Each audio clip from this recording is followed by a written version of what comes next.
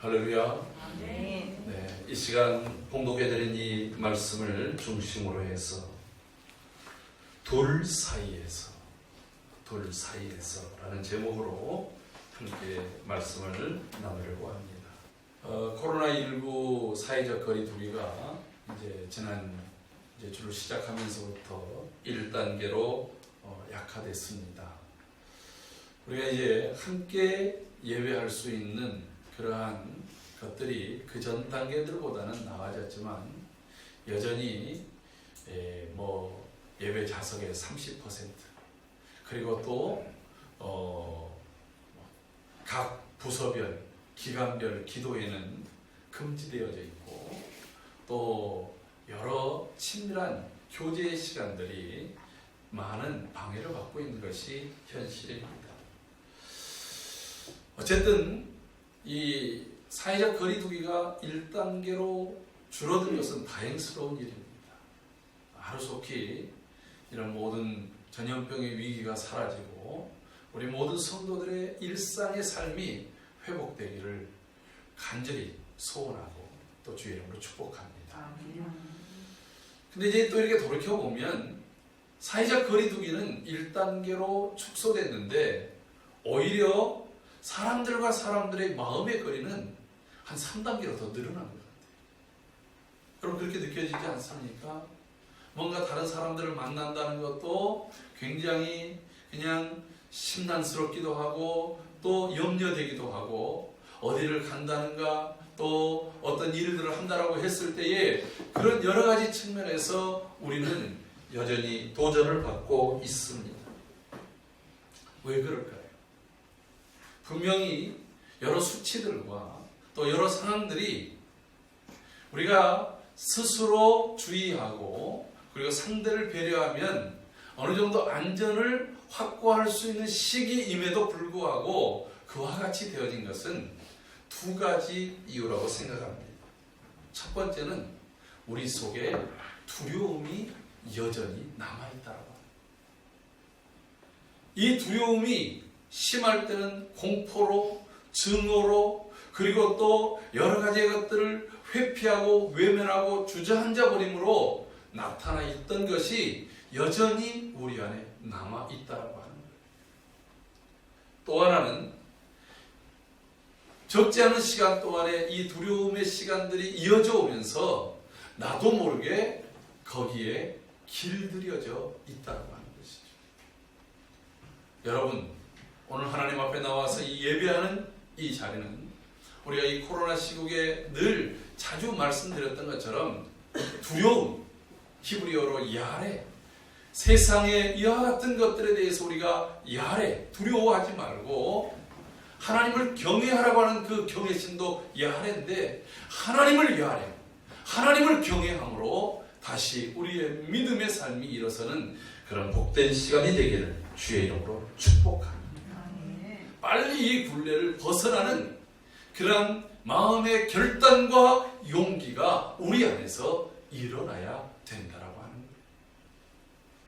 조류 가운데에 매나 독수리 이런 것들이 그 조류들 중에서 가장 상위 포식자에 속해 있습니다.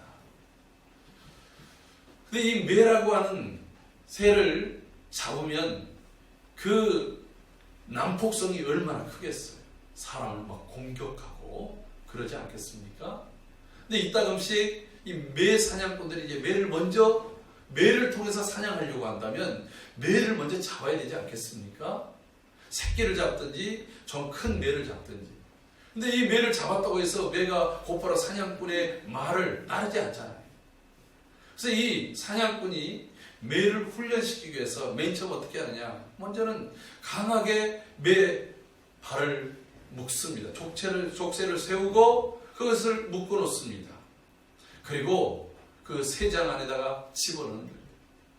그러면 새장 안에서 매가 아주 난리를 칩니다. 막 바닥거리고 또 소리를 지르고 그리고 또 그 날카로운 눈매로 그 자기를 잡은 사냥꾼을 공격하려고 한다. 새장 바깥에서 그냥 둬버리는 거예요. 힘이 다 지날 때까지. 그리고 또 배가 고파서 그냥 전혀 기력을 쓰지 못할 때까지 내버려 두는 거예요. 그래서 한참 시간이 지난 다음에 먹잇거리를 던져줍니다. 그리고 휘바람을 휙 붑니다. 매가 처음에는 그 주는 음식을 거부하겠지요. 그러나 살아야 되니까 본능적으로 그것을 먹습니다. 그렇게 시간을 계속해서 갔습니다. 그러고 나면 그 피리 소리든지 휘파람 소리와 더불어서 이게 그냥 무조건적으로 반사가 일어나는 거예요. 그래가지고서 먹이를 줄 때 되면 그때는 고분고분해지는 거예요. 어느 정도 시간이 지난 다음에 새장 밖으로 데리고 나옵니다. 우리 밖으로 데리고 나와서 이 매를 그냥 둡니다. 그럼 매가 또 사냥꾼을 공격하려고 합니다. 퍼드덕거립니다. 도망을 가려고 합니다. 왜요? 이제는 새장 바깥으로 나왔으니까. 그런데 자기의 발에 묶여있는 그 끈 때문에 날지 못합니다. 날려고 하면 날려고 할수록 발에서 피가 나고 고통이 심해집니다. 그래서 날려다가 떨어지고 날려다가 떨어지고 그것을 또 여러 날 동안 반복을 하는 거예요. 그리고서 또 먹잇감을 줍니다. 점점 고분고분해집니다. 그러다가 어느 순간에 자기의 팔에다가 이렇게 하면서 이 매를 부르면 이 매가 그 주인의 팔에 딱 올라앉는 거예요. 그리고 한참 동안 그런 훈련을 한 다음에 매의 발을 풀어놓습니다. 여러분, 이 매가 이제 완전히 자유가 됐어요. 어디든지 날아갈 수 있습니다. 그런데 날아가지를 못합니다. 날려다가도 주인의 휘파람 소리, 주인의 피리 소리가 들리면 주인에게로 날아옵니다. 여전히 야생의 본능이 있어서 사냥감을 사냥하더라도 여전히 또 주인의 피리 소리가 들리고 휘파람 소리가 들리면 거기로 그 먼 곳에 있다 할지라도 그것을 듣고 내려옵니다. 여러분, 왜 그럴까요? 그것은 바로 이 매가 그 주인에 의해서 길들여져 있기 때문에 그렇다라고 합니다. 사랑하는 성도 여러분, 우리가 누구에게 길들여져 있느냐? 이 세상 앞에 길들여져 있는 것에 굴레를 끊고 하나님의 말씀에 길들여져 있는 그런 은혜가 오늘 이 시간 충만하기를 소원합니다. 뿐만 아니라 세상에 대해서는 신앙의 야성이 살아나고 하나님 앞에서는 온유한 자, 마치 야생마를 그 재갈 물려서 길들이듯이 하나님께로 온전히 길들여져 있는 저와 여러분들이 되기를 소원합니다. 여러분, 그러려면 어떻게 되는 줄 아십니까? 하나님 앞으로 나와야 돼요. 하나님의 부르심 앞에 나와야 된다라고 하는 거예요. 우리를 깨우시는 기도의 자리, 우리를 찾으시는 하나님 만남의 그 자리 가운데에 나와야 된다라고 하는 거예요. 오늘 우리의 몸은 나와 있으나 마음은 여전히 머뭇거리고 있다고 한다면 여러분, 우리는 세상에 여전히 길들여져 있는 모습이라고 하는 것입니다. 여러분, 그럼에도 불구하고 왜 우리는 하나님 앞에 선뜻 나서지를 못할까요? 마음 전심을 다해서, 온 힘을 다해서. 여러분, 그것은 앞서 말씀드렸던 것처럼 내 일상의 생활 속에서, 내 의식의 삶 속에서 우리가 무엇에 길들여져 있는지를 확인해 봐야 된다는 거예요. 두 번째로는 내가 하나님 앞으로 나아갈 수 있는가? 내가 저 하늘을 향해서 마음껏 날아갈 수 있는가? 라고 할 때에 여전히 내 발목을 붙잡고 있으면 어떡하지 하는 그러한 의심 때문에 확신이 서지를 않는 거예요. 여러분, 오늘 하나님의 말씀 속에서 우리 안에 놀라운 확신과 그리고 나의 모든 굴레를 끌어버리는 은혜가 우리 가운데 있기를 주의 이름으로 축복합니다. 오늘 본문의 말씀을 한번 중심으로 보도록 하겠습니다. 북이스라엘, 아합 왕이 다스리던 이 북이스라엘은 엄청난 위기를 맞이했습니다. 여러분, 사실 우리나라가 이 코로나 모든 것들이 전부 이렇게 이야기로 다 변명할 때도 코로나면 다 변명이 끝나잖아요. 근데 그 기간이 실제로 우리나라는 지금 한 9개월 정도밖에 안 됐잖아요. 근데 9개월이 얼마나 깁니까? 정말 숨 막힐 정도로 길어요. 그동안에 얼마나 많은 일들이 있었습니까? 어느 날 좀 잠잠해질 것 같았다가 대구에서 확 터져요. 그래서 또 열심히 그냥 추스려서 또 주위에서 있었던 저 이태원에서 터져요. 그리고 또 다시 잠잠해질 줄 알았더니 광화문에서 터져요.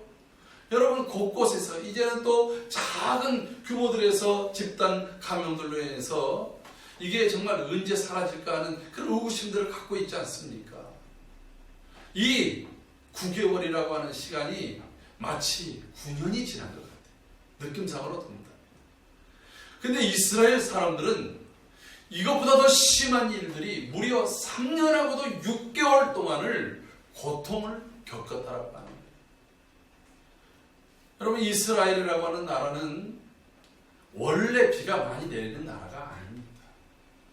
적당하게 늦은 비와 이른 비, 겨울에 비가 풍성하게 내려서 그 빗물을 머금은 것들이 이제 봄이 되어져서 알곡을 추수하게 되어지는 거예요.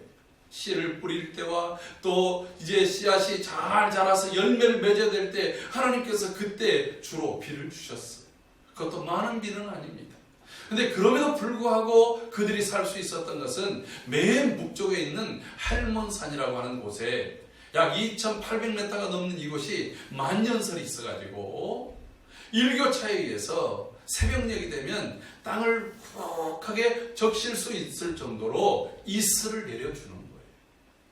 그래서 오히려 이 이스라엘 그 전 국토가 사는 것은 바로 이슬, 평상시 때는 이슬로 인해서, 그리고 하나님께서 곳곳에 샘을 터뜨려 주셔서 그 물들을 가지고 살아가는 것입니다.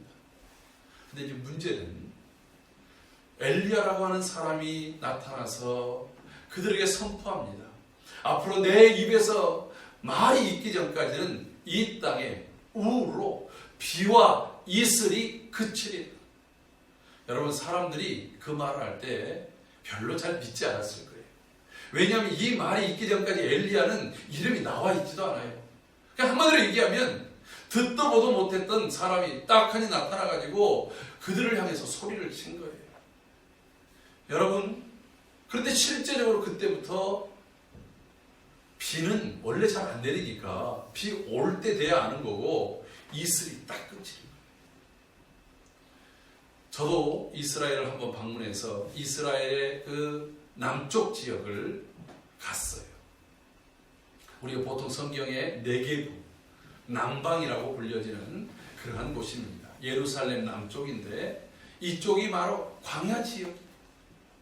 그렇다고 모래가 아니라 돌과 모래들로 섞여 있는 그냥 빈 땅입니다.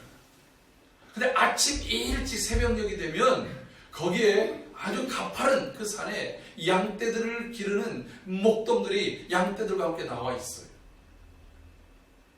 거기에 밤새 내렸던 그 이슬로 인해서 그 우리의 눈에는 잘 보이지 않는 그런 그 새싹들이 거기에 푹하니 나와 있습니다.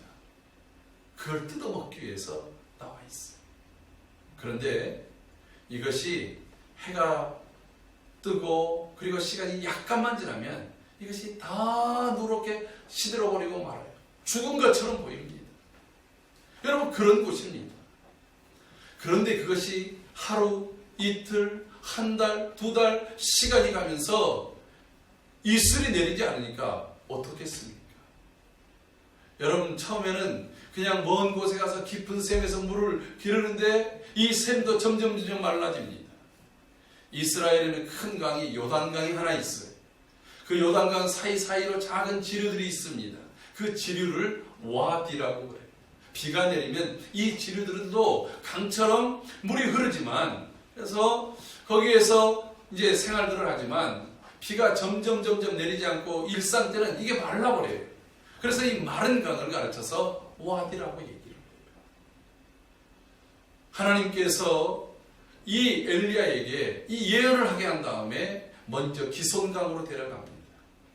기손강에서 강물 근처에서 그를 숨겨두고 그리고 까마귀를 통해서 그에게 음식을 제공합니다. 그런데 왜 6개월일까요? 6개월 동안 아직 물이 남아있었다는 거예요.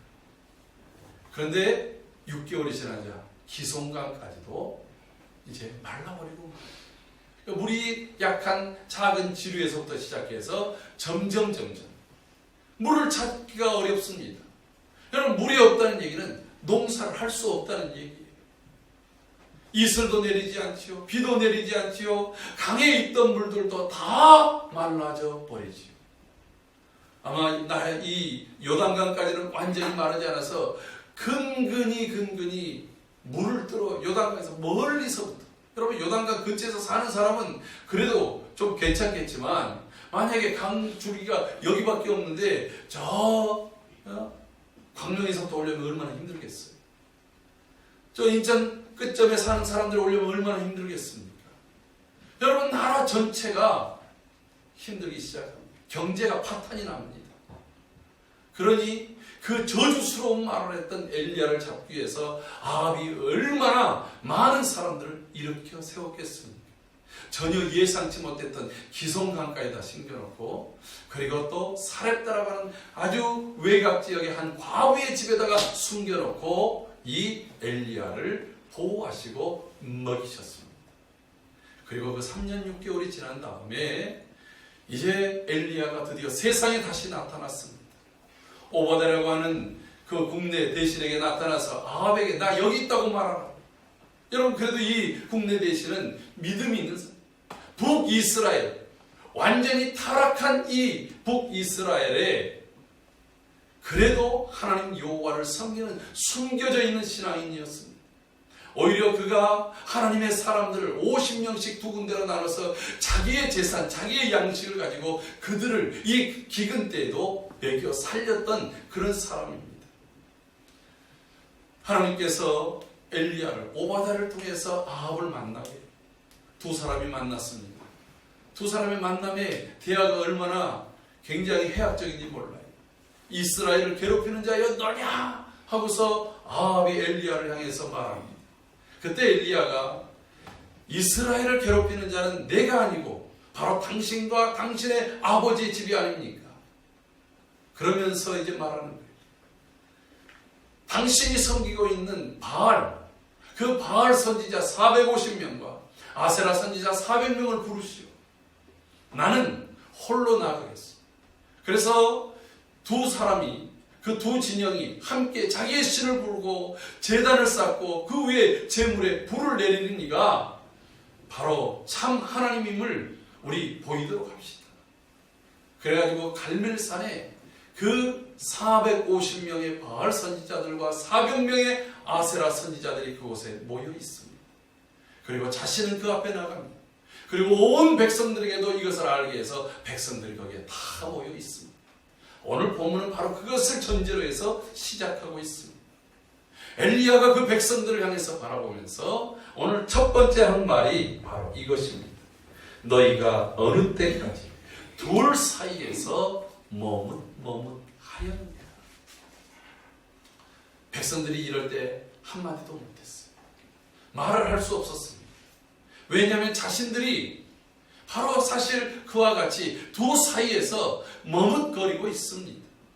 여러분, 머뭇거리다, 머뭇이라고 하는 말이 히브리어로 파사흐라고 하는 말, 파사. 이게 무슨 뜻이냐면 주저하다, 쩔뚝거리다, 절음발이 되다라고 하는 말이랍니다. 무슨 말이에요? 그 사무엘하 4장 4절에 보면 요나단의 아들 중에서 무비보셋이 어렸을 때에 이제 내전이 일어나니까 놀래가지고 유모가 도망을 가다가 실수를 해서 땅에 떨어뜨렸어요. 그래서 다리가 부러져가지고 그냥 안창다리가 됐어요. 그래서 그 이후서부터는 쩔뚝거리면서 다니는 거예요. 다리가 저니까 생활이 얼마나 불편하겠습니까? 마음껏 자기 원하는 대로 행동하지 못한 것, 이것이 파사흐라고 하는 말. 이 말은 너희가 머뭇한다 하는 말은 지금 그렇게 이렇게 할까 저렇게 할까 자기 의지로 선택을 못하는 거야. 내가 무엇을 해야 되지? 내가 어떻게 살아야 되지? 오늘 무엇을 입어야 되지? 무엇을 먹어야 되지부터 시작해서 인생의 중요한 결정거리들, 아니 마땅히 행해야 될 것까지도 결정하지 못하고 우왕좌왕하고 있는 것을 가르쳐서 머뭇머뭇하다, 파사흐라고 이야기를 한다고 합니다. 여러분, 우리가 선택해야 될 일들이 얼마나 많습니까? 짬뽕을 먹을까, 짜장면을 먹을까, 이것부터 시작해서 오늘 이 옷을 입을까, 저 옷을 입을까, 오늘 넥타이는 파란색을 멜까, 빨간색을 멜까, 아주 그 사이에서 머뭇거리고 있잖아요. 그러다가 이제 하나를 선택합니다. 이번 주간에도 나팔소리 목사님들을 오랜만에 뵙게 됐어요. 그래서 제가 이제 말씀드렸어요. 가장 어르신이 오늘 점심을 사신다는데 오늘 무엇을 드시겠습니까? 그래서 제가 메뉴를 몇 군데를 이렇게 예를 들었어요. 예를 들었으면 1번, 2번 그냥 이렇게 나가면 되잖아요. 근데 모두가 결정을 못하는 거예요. 그 중에서 한 목사님은 자기는 인생에 있어서 그런 것들을 선택해서 결정하는 것이 가장 싫어한대요. 그래서 그냥 주변 주는 대로 먹고, 그래서 사모님이 입으라고 하면 입으라고 하는 대로 입고 그런다는 거예요. 그래서 제발 그러지 마시라고, 파싸하지 마시라고 그렇게 이제 농담을 했어요. 여러분, 그런 것들은 사실 그래도 문제가 되지 않아요. 근데 정말 중요한 것, 내가 이것을 반드시 해야 될 것 앞에서도 우리가 우왕좌왕할 수 있다라고, 아니 그렇게 하고 있다라고 하는 거예요. 과연 왜 그럴까요? 오늘 이스라엘 백성들은 여호와 하나님이냐, 바알이냐, 우상이냐, 하나님이냐, 살아있는 신이냐, 죽은 신이냐, 오늘 이 두 사이에서 방황합니다. 근데 우리가 생각해 보세요. 살아계신 하나님과 죽어있는 우상 사이에 왜 머뭇거리겠습니까? 그들에게 있어서는 우리처럼 살아있다, 죽어있다라고 생각되지 않았기 때문에 그래요. 그들의 삶의 의식 속에서는 바알이라고 하는 것은 그들의 눈에 보이고 생활에 밀접하고 그들의 삶 속에 먹을 것과 그리고 그들을 안전함과 그리고 다산과 가정의 평안함을 주는 것이 바알이고 아세라라고 그 가나안 지역의 사람들이 믿고 있었던 신이, 그리고 그렇게 제사를 하고 화려하게 뭔가를 하면 정말 그런 것 같아 보이는 거예요. 여러분 한번 생각해 보십시오. 북이스라엘은 왕국이 분열된 이후로부터 늘 반역과 모반이 일어났었어요. 특별히 이 아합의 아버지 오므리가 왕권을 잡기 전까지는 2년, 어떤 때는 일주일, 6개월, 한 달 이 사이로 계속해서 모반이 일어나서 왕권이 바뀝니다. 여러분 그 얘기는 무슨 말이겠어요? 모반이 일어나면 피해를 누가 봅니까? 죽는 사람들은 그 권력에 있는 사람들도 되지만 모반이 일어날 때마다 백성들이 피해를 보잖아요. 전쟁이 일어나면 가장 피해를 본 게 왕이 아니에요. 왕은 도망가기도 합니다. 왕은요 피난길 가운데서도 자기 먹거리는 충분했었어요. 굶고 죽고 병드는 사람들은 일반 백성들 아니겠어요. 그런데 아합의 왕가 오므리부터 시작해서 이 아합의 왕가가 왕권을 잡으면서 모반이 일어나잖아요. 구테타가 일어나질 않아요. 그러니까 한마디로 얘기하면 나라가 안정됐다는 얘기예요. 또 아합이 외교력이 뛰어나가지고 그 남유다의 뛰어난 여호사밧과 함께 혼인동맹을 맺어서 그 전까지는 남북이 맨날 서로 싸웠어요. 다른 나라도 문제지만 서로 인접해 있는 같은 민족끼리 맨날 창칼을 드밀고 싸웠지 않습니까? 그랬다가 혼인동맹으로 사돈이 되니까 싸움이 없어졌어요. 평화 아닙니까? 여러분 내분이 없고 그 다음에 또 가장 가까운 인접한 유다와 싸우질 않으니까 이 북이스라엘의 힘을 다른 곳에, 그 전에 우리가 힘이 약해서 빼앗겼던 우리의 고토들을 찾아 나서기를 합니다. 그래서 잃었던 땅을 회복됐어요. 뿐만 아니라 아합의 부인이 이세벨인데, 이세벨이 어디 사람이냐면 그 시돈 두로, 이 시돈의 딸이 그곳의 공주입니다. 근데 이 시돈이라고 하는 것이 우리 세계사에서 페니키아 문명의 발상지. 이들은 이 항해술로 인해서 많은 그 교육을 통해서 나라가 굉장히 부강했어요. 그러니까 처갓집에서부터 교육을 일삼아서 좋은 것들은 가서 비싸게 팔고 싸게 사다가 나라의 경제를 일으켜 세웠습니다. 여러분 그런 정도면은 아합이 잘하는 거예요, 못하는 거예요? 아니, 백성들이 생각할 때 등 따스고 배부르면 좋아하지 않겠습니까? 그 전에는 맨날 전쟁이요, 내전이요, 싸움에서 불안하던 그들에게 이 아합이 그렇게 한 거예요. 그래서 아합을 사람들이 점점 따릅니다. 근데 문제는 뭐냐면 이 이세벨이 엣바알, 바알의 딸이에요. 바알신을 최고로 섬기는 그런 나라에서 이 여인이 신입을 올 때, 그렇지 않아도 가나안 지역의 이 바알 신앙이 늘 이스라엘 백성들을 넘어지게 하는데, 이제는 본격적으로 왕궁에서부터 바알 신앙, 그리고 자신이 되는 아세라를 섬기는, 아세라 여신이거든요. 그러니까 아세라 선지자들은 어떤 사람들일까? 주로 여자 선지자들, 여자 제사들. 여러분, 이들이 비를 내리고 가정의 평화를 느끼면서 막 제사를 하다가 나중에 이제 가장 격해지면 바알신과 아세라라는 여신이 함께 성적인 관계를 맺을 때 그들에게 비를 주고 생명을 주고, 그리고 또 그들을 건강하게 만든다고 해가지고 그 제사가 이 성적 파티가 돼버리고 말이에요. 여러분, 그런 것들을 전혀 부끄러워하지 않아요. 오히려 그런 것들을 장려하는 거예요. 그러니까 윤리, 도덕이 없어지는 거예요. 종교적인 환상 속에서 말이에요. 그러니까 이 북이스라엘이 바알과 아세라와 같은 우상들로 가득 차게 되니까 양심 있는 제사장들, 선지자들, 백성들이, 어떤 사람들은 여로보암 때부터 아예 그냥 자기의 모든 재산과 기업을 다 버리고 유다로 왔어요. 유다로 거지되는 거 아닙니까? 왜? 자기의 기본적인 땅과 기업이 그곳에 있는데 그걸 버리고 온 거예요. 뭐 때문에? 신앙 때문에. 근데 여전히 그곳에서 하나님이 내게 주신 이 땅에서 내 삶을 유지하면서 그것을 해보겠다라고 하는 사람들에게 있어서는 저항해야 하지 않겠어요? 근데 저항하면 핍박을 합니다. 죽입니다. 그리고 선지자들과 제사장들, 하나님의 제사장들을 다 죽이고 잡아들입니다. 그러니 숨어버립니다. 바알에게 무릎 꿇지 않았던, 엘리야가 자기 혼자만 그런 줄 알았는데 바알에게 무릎 꿇지 않았던 숨은 사람이 그 땅에도 7천은 남아있었어요. 또 앞서 얘기했던 그 오바댜 그 국내 대신을 통해서 50명씩 하나님의 선지자들이 숨어있기도 했습니다. 그러나 대부분의 백성들은 다 아합을 따라갔다. 아합이 시키는 대로. 이건 아닌데 하면서도 아합을 따랐더니 나라가 안정되고 정치가 안정되고. 왜요? 그때 때릴 것 같으면 다 죽여버리니까. 다른 사람들에게 평화로운 거예요. 아합 때 민생이 안정돼요. 경제가 살아나요. 그러니까 그것을 쫓아가는 거예요. 여러분, 사람의 본성이라고 하는 것은 신념과 가치보다는 자기에게 어떻게 이익이 될 것인가, 나에게도 얼마나 많은 것이 오는가, 이것을 쫓아서 움직이게 되어 있는 본성이라고 합니다. 우리의 죄성의 본성이 바로 그런 것들을 추구해 갑니다. 그래서 머뭇거리는 것입니다.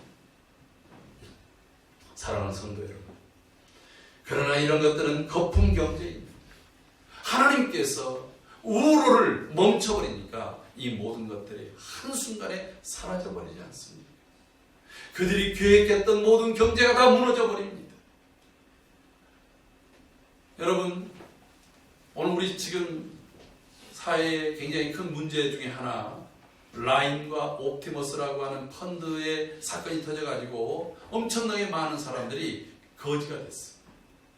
경제적 피해를 입습니다. 평생 걸어서 막 5억, 10억씩 투자했던 사람들이 다 알거지가 됐어요. 왜 그래요? 이걸 투자해 보십시오. 은행에서 지금 이자 얼마나 줍니까? 많이 줘봐야 한 3% 주지 않습니까? 그런데 여러분, 최소한 이거 맡기시면 20%, 30% 이자를 줍니다. 수익금을 줍니다. 아니 1년만 맡겨보십시오. 2배로 띄워주겠습니다. 그러면 사람이 쏠깃하지 않겠어요? 여러분, 그 중에 지금 현직 장관도 6억이나 투자했다가 완전히 그냥 종이가 됐답니다. 물론 그분은 재산이 많으니까 그 정도에도 큰 타격은 안 입겠습니다만은 평생 노후자금으로 모았던 것들을 여기다가 마지막 기회다 하고서 몰아갔어요. 왜요? 안정적인 은행에서 그 투자 상품을 팔았습니다. 여기 하면 전혀 리스크가 없습니다 해서 팔았어요. 그런데 여러분, 그것이 다 종이 조각이 됐어요. 왜 그래요? 우리 안에 욕심이 그것을 끌게 만들었다. 분명히 한쪽에서 이건 좀 위험할 것 같은데 이건 아닌 것 같은데 이 두 가지의 마음이 있지만 그래도 이익이 더 크다라고 하는 쪽에 갔다가 낭패를 보는 것입니다. 오늘 이스라엘 백성들을 향해서 너희가 어느 때까지 머뭇거리겠느냐. 이렇게 엘리야의 음성을 들을 때 너희가 누구냐라고 해요. 너희가 누구냐. 그들이 비록 나라는 갈렸어도 이스라엘 아닙니까? 여러분 이스라엘이 뭐예요? 하나님과 겨루어 이겼다. 하나님께 내가 붙어 있을 때, 하나님을 의지할 때 내 인생이 승리하는 이름이 이스라엘 아닙니까? 여러분 출애굽기 20장 1절 2절 말씀 보면 시내산에서 올라갔을 때 모세에게 주는 말이 있어요. 나는 너희를 애굽 땅에서 구원한 너희의 하나님 여호와니라. 하나님이 있어야 이스라엘이 있는 겁니다. 이스라엘은 하나님과의 관계 속에서 온전해질 수 있는 거예요. 하나님이 없는 이스라엘은 죽어있는 삶과 같아요. 아무 의미 없는 존재라고 하는 거예요. 그런데 눈앞에 보여지는 그런 들려지는 이득, 눈앞에 보여지는 그런 안정들 때문에 그들이 진리와 생명을 떠나버리고 말았다라고 하는 것입니다. 사랑하는 성도 여러분, 오늘 우리도 둘 사이에 있는 것들이 얼마나 많은지 모릅니다. 이것이 더 커 보이는가? 이것이 더 화려해 보이는가? 이것이 더 많은 이득을 줄 것인가? 그러나 오직 우리의 힘과 우리의 생명과 우리의 능력은 오직 하나님께로부터 있음을 고백합니다. 오늘 이 고백이 살아날 때에 우리의 영이 살아난다고 하는 거예요. 옛 고사에 동가식 서가숙이라는 말이 있어요. 어떤 집에 아주 관연 그리고 또 귀하게 자란 딸이 있는데 시집을 보내야 되는데 혼처가 들어왔어요. 하나는 동쪽에 있는 쪽에서는 아주 굉장히 부자예요. 그런데 사람이 생김새가 굉장히 좀 볼품이 없고 들려지는 것도 성질도 좀 못돼 먹어 보여요. 근데 그 집 가면 차가치까지도 떵떵거리며 살 만큼의 부유가 있어요. 근데 이제 서쪽 집에서 또 온 혼처는 집안은 굉장히 강해요. 근데 사람이 그렇게 훤칠하게 생기고 인품도 굉장히 좋고 그리고 또 열심히 연구하려고 하는 사람이에요. 그래서 어디를 이렇게 결혼을 시켜야 될지 아버지가 고민하면서 딸에게 물어봤어요. 그랬더니 딸이 하는 말이 아버지 걱정하지 마세요. 제가요 낮에는 동쪽에 가서 밥 먹고 살고요. 그리고 저녁에는 서쪽 집에 가서 살게요. 이렇게 얘기해서 나온 말이 이 동가식 서가숙이라는 말이에요. 여러분 어찌 그럴 수 있겠습니까? 근데 우리는 우리의 심성은 여전히 그와 같은 모습 속에서 왔다 갔다 거린다라고 합니다. 물질주의, 자기 사랑이라고 하는 이러한 유무형의 바알들이 우리 안에 내재해 있지 않는지 오늘 점검해 봐야 됩니다. 위기를 벗어나는 것은 하나님을 찾는 것입니다. 하나님 앞에 나오는 것입니다. 내 무너졌던 것들이 회복되는 것입니다. 오늘 본문에 보면 엘리야가 이렇게 말합니다. 그 백성들을 불러 모아놓고 자신이 제사를 해야 될 때, 여러분 죽은 것은요 아무리 화려하고 그 숫자가 아무리 많고 그리고 그 힘이 아무리 큰 것처럼 소리를 질러도 능력이 나타나지 않아요. 이렇게 생각해 보십시오. 450 곱하기 0 하면 뭐가 됩니까?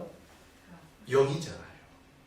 450명의 바알 선지자들이 아무리 부르짖고 아무리 몸을 찢고 아무리 외치고 아무리 종교적인 열정을 다한다 할지라도 그 신은 0이에요. 죽었어요. 그러니 거기에서 능력이 나타날 수 없는 거예요. 그런데 엘리야는 1입니다. 하나입니다. 그런데 하나님이 바로 무한대예요. 하나님이 무한대이시기 때문에 엘리야 한 사람이라 할지라도 그의 능력은 무한대인 줄로 믿습니다. 오늘 이 사실을 우리가 알아야 돼요. 여호와 앞에 서는 것이 오늘 우리가 사는 길입니다. 그런데 여전히 무너져 있는 거예요. 그래서 엘리야가 두 번째로 자신이 기도해야 될 때 먼저 이스라엘 백성들을 다 자기 앞으로 불러 모으면서 12돌을 취해가지고 거기다가 무너진 제단을 쌓습니다. 여러분, 북이스라엘, 남유다에 있는 그 유다와 베냐민은 그들과 함께하지 않습니다. 그럼에도 불구하고 이스라엘은 하나인 거예요. 성도들은 하나인 거예요. 영광교회는 하나인 거예요. 온 성도들이 같은 마음, 같은 뜻, 같은 말을 가지고 하나님 앞에 나아가는 거예요. 우리의 무너졌던 신앙의 모습들, 무너졌던 기도가, 무너졌던 예배가 온전히 회복되어지기를 주의 이름으로 축복합니다. 그럴 때에 하나님께서 그 메말랐던 땅을 다시 일으키시고 그 땅 속에 생명의 피를 더하여 주실 줄로 믿습니다. 오늘 이 시대를 살리는 비결이 무엇이겠습니까? 이제는 더 이상 머뭇거려서는 안 됩니다. 생명의 주님이신 오직 주님 앞에 나아가는 것입니다. 그리고 무너졌던 우리의 모든 일상의 영성을 다시 일으켜 세우는 것입니다. 그리고 하나님께 구하는 것입니다. 엘리야의 하나님, 오늘 우리의 하나님으로 생명과 능력으로 역사하여 주실 줄로 믿습니다. 그 하나님 앞에 함께 나아가는 저와 여러분들이 되기를 주의 이름으로 축복합니다.